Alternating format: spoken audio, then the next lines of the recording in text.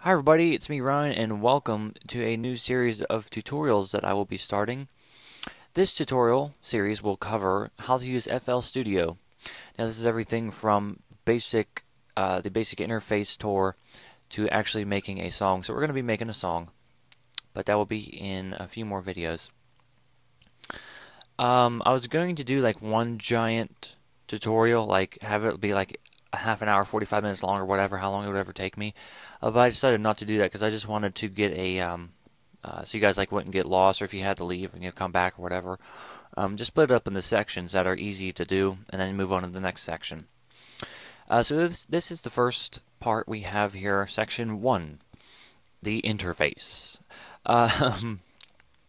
So what we're going to learn in this episode is we're going to learn how to maneuver around the interface, the different functions of some different buttons that we have available to us.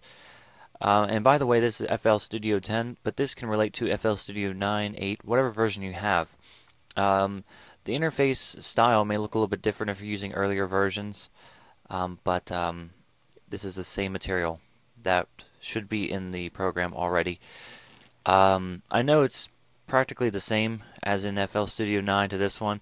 I used FL Studio 8 for a little bit, but not enough to kind of remember exactly where everything was. But it's pretty much the same for each program. Just different plugins and different compatibilities. Okay, so let's get into it. Where should I start? I'll start up here. I'm just going to take this tutorial, like if you've never ever touched this program before and have never used it, but you want to use it. So we're going to start from the basic. Up here at the top, you see File, Edit, Channels, View, Options, Tools, and Help! Help! Help me! So we have here File. You click on it, New from Template. There's some templates here. We're not going to really worry about that.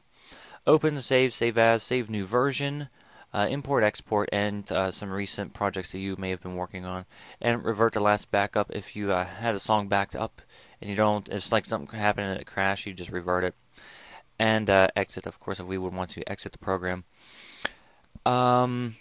Next we have Edit, which is cut, copy, paste, shift left, shift right, randomize, send to piano roll. Channels, add one, clone selected, delete selected, move up, move down, group selected, color selected, zip, unzip. Not going to really be worrying about all these things. View, playlist, step sequencer, all this cool stuff. Some layout, browser, options, audio settings and different things, metronomes and tools, riff machine macros, and hurl. Then up here we have minimize, maximize, and close. And then here we just have some MIDI inputs. If you have a MIDI keyboard, these will light up when you're playing and it has input.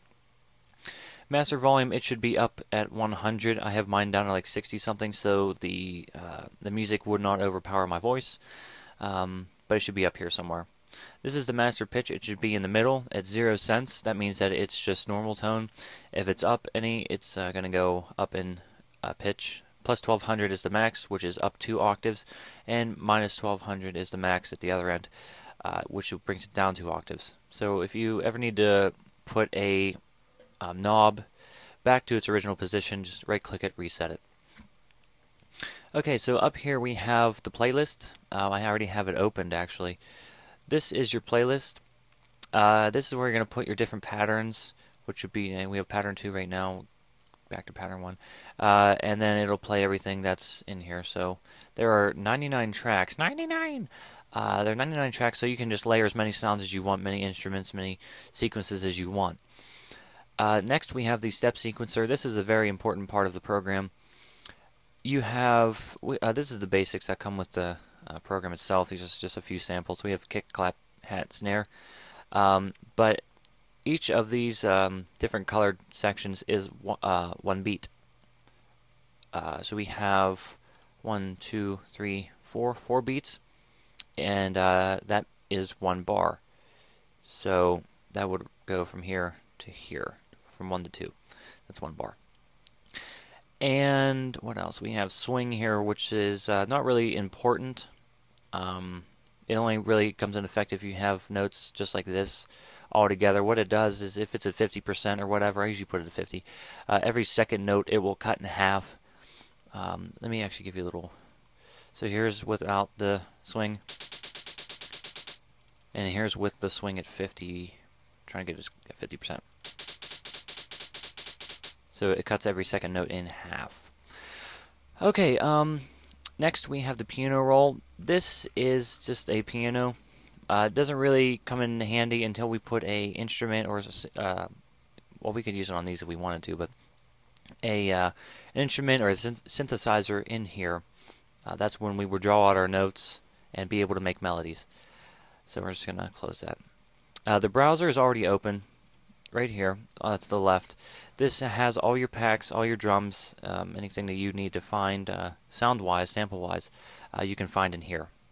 Of course, if you installed it correctly to the directory, which is it's in the options, I believe. Options, audio, file. Yeah, file. Here we go.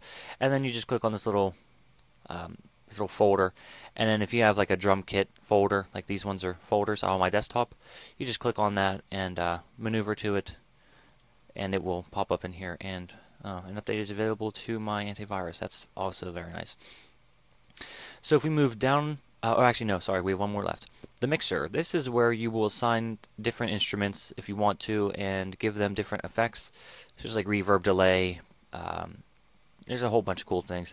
So there are also 99 inserts here as well, so don't have to worry about running out of room. We'll assign different instruments, like this will be like our kick drum, this will be our piano, I'm just saying. And then we can apply our effects. We have 8 effects on each channel, which we'll get into in later videos once we actually start putting things onto the mixer. Swing back to 0. And what else? We have pattern mode. This is a pattern, like giving the name step sequencer. I call it pattern editor. So this is our pattern. We are in pattern 1. So anything we draw in here will stay here, of course. And then we can take that to the playlist with our little paintbrush tool, and with pattern 1 selected, and we can draw. We can draw it out. Just paint it. Now if we go to pattern 2, now there are a few ways you can do this. You can click on the little plus. This will find the next empty pattern that there's nothing in at all. Or you can go here, find first empty, find next empty, whichever one you want.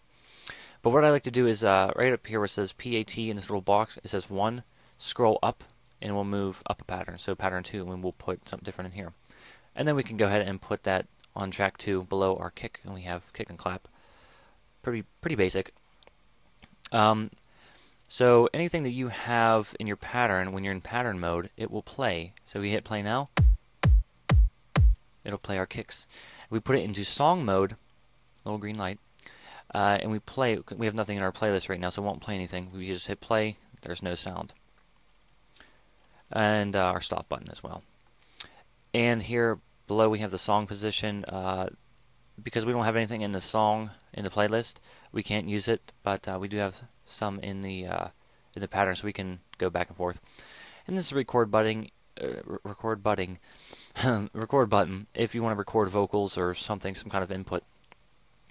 This is the tempo meter. This is right now it's at 130 beats per minute. So this is just the tempo. This is the pattern selector. Scroll up or down to select your patterns, like I said before. And these different buttons, these are the typing your keyboard to make the piano play. So what that basically means is if we have a piano in here, we can, with this option selected, we can hit keys on our keyboard and it will play the piano for us. So if we, right now I have the kick selected, we'll play it.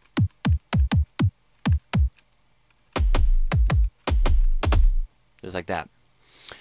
Down here is the metronome. What that is basically, if nobody knows what a metronome is, it's tick, tick, tick to your tempo. So our tempo is a 130. We'll click the metronome button and hit play on our pattern. It goes tick, tick, tick, tick. And the higher pitch tick means that it's the beginning of a new beat. 3, 2, 1. This is the countdown before the recording. So if you're going to record something, it'll count down from 3 to 1. Comes in handy if you're putting vocals in yourself, if you're singing. This is the wait for input button. Basically what this is if you have a microphone or something that you're singing, it will wait for you to say something or for it to get any kind of input to be able to, and then it'll start playing down here. Then these ones are just blending options and some different options. We're not going to really worry about this right now. And then over here we have the snap settings. Right now it's set to line, so if we put a pattern in, as you see, it will snap to these little tiny lines, and down here it'll snap to these lines. But if we put that to none, it won't snap at all, so we can move it freely. That comes in handy whenever you're working with vocals or some kind of sample and you need to match things up. So to zoom in and out of the playlist, all you have to do is go where it says, like, the little blue bars 1, 2, 3, 4, put your mouse over it and just scroll up or down, zoom in and out. Or you can hit the numbers on your keyboard while you're in the playlist with that same idea. And it just changed my clip size. I'm just going to put that back down. I think it was like here somewhere. About 25. Oh, we'll put 25. That looks good to me. And these are your some other basic buttons: undo, save as, render whenever you're finished, open, new audio editor, one-click audio recording, so if you're going to sing, project info, and help and about. Let's see what else. I think that's just about it.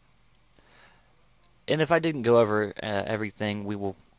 In this video, we will actually go over it once we get into it, start putting things. There's a few things that I missed. If it's important enough, I'll just end up going over it in other videos so you guys can learn from that if there's anything I missed. Alright, so that's the end of the first episode. The next episode will actually be looking at how to import samples and also working with plugins. So until the next video, I will see you guys later, and I hope you guys enjoyed.